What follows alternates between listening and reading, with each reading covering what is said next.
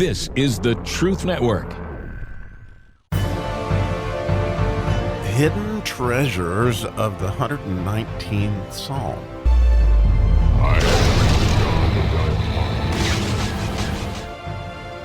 So how fun. We get to do the miracle verse today in the Resh section. And as we've talked about throughout this Resh section, with this being the 8th verse, we're going to make sure that we see that, and since this is Easter week that we're actually recording this, obviously, or maybe not obviously, but Jesus came in on a Sunday, and the 8th day was the day of the resurrection. How wonderfully we get to see that kind of thing.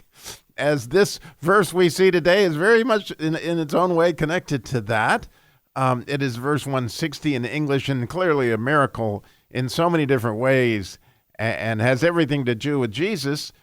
And I'll just read it in English, and we'll talk about it. So, verse 160, thy word is true from the beginning, and every one of thy righteous judgments endureth forever.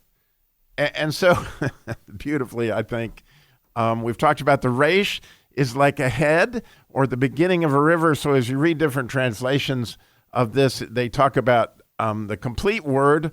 But I love the way that the King James has this, because I think it gets the essence of the letter Resh better, because the idea is that the head or the beginning of a river is going to give you a direction of where the whole river is going to go. And so very much as Ken Ham has answers in Genesis, if the beginning of the word is not true, then the rest of the word will crumble. And in anything you ever see that the foundation is not built on truth, not built on Jesus, in other words, it is not going to last, as we'll share. And several examples are coming up when we get to the story. But then I don't want to miss the second part of the verse where it says, that every one of thy righteous judgments endureth forever. And again, we've talked about this idea of judgments. And so as this truth is marching on, which is really an idea what this verse is saying, which Jesus is marching on, and with him comes judgment. And that idea of refining, the refiner's fire is processing, fortunately, all of us as we have a chance to be made into the likeness of his son, as it's clearly told to us in Romans 8:28, all things work together for good. But why is that? Because we're being made into the image of his son with the help of the Holy Spirit. And so as the truth keeps marching on, it really brings that idea of judgment, as we talked about throughout this. I love the verse in the 119th Psalm. It says, I know thy judgments are right, and in faithfulness thou hast afflicted me. In other words, all this is God's faithfulness to us as this affliction comes, and it's making everything right. And we know that all these things come together with good, but it's based on this foundation. In other words, if the beginning is not true, this thing is going to crumble. And it's really the subject of so many different movies when you think about it. Last night we watched a movie. It's called Love on the Rise. It's on PureFlix.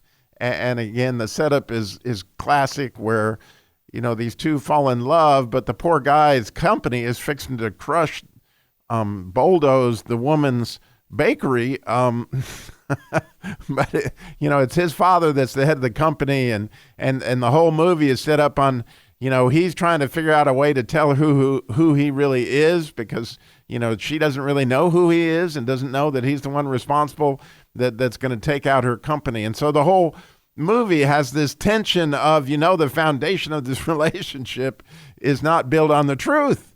And how many movies are like that, right? Like you might remember the Prince, A Christmas Prince, right? Those movies, again, this lady was a reporter that got in as a nanny, but you could tell the foundation wasn't there. So the whole tension of the movie is that that this thing is going to crumble at some point in time, because it's not based on the truth. And when I look back in my own life, the dealership, when I started that, based on a misconception that I perpetrated, essentially, I was building my company on a false foundation.